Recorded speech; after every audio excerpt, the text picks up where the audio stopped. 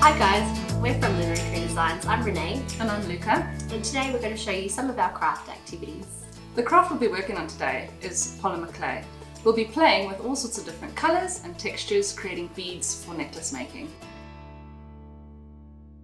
In your kit you will find necklace cord, 6 pre-cut pieces of polymer clay, skewers to create the hole for your thread to go through, and a sheet of baking paper. This can be used to roll out your clay as well as in the oven.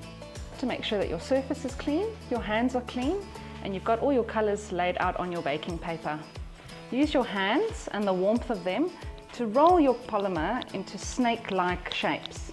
This will help the polymer be more pliable and be able to mix and match with other colours. Once your colours are all rolled out, you can now decide which ones you want to put together.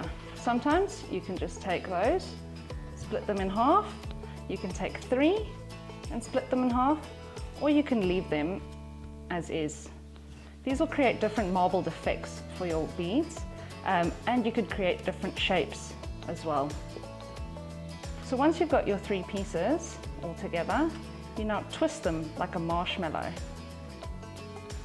And again, using the warmth of your hands, roll that into a ball.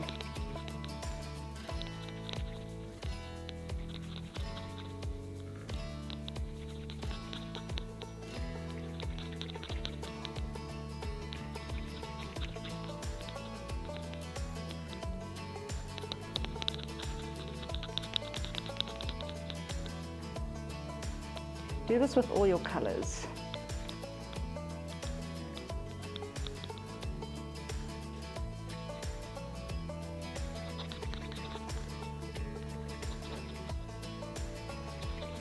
You can now decide which colors you want to put together. I think I'll go with those.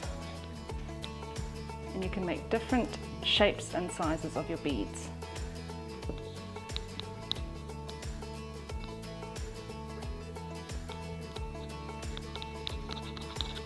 Once you have the desired amount of beads, you now take your skewer, your ball of clay, and you push that through. Roll it onto your hand until you get a hole big enough for your cord to fit through. So once your beads are done, you can take your baking sheet, put it on a baking tray in the oven at 130 degrees for 35 minutes.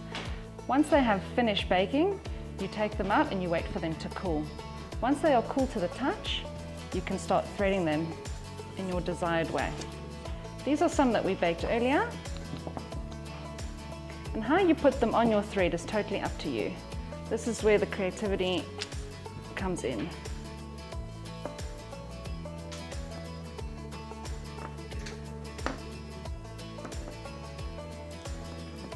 There we go. So once that's done, you tie off the cord to the desired length, you cut the excess off, and your necklace is done.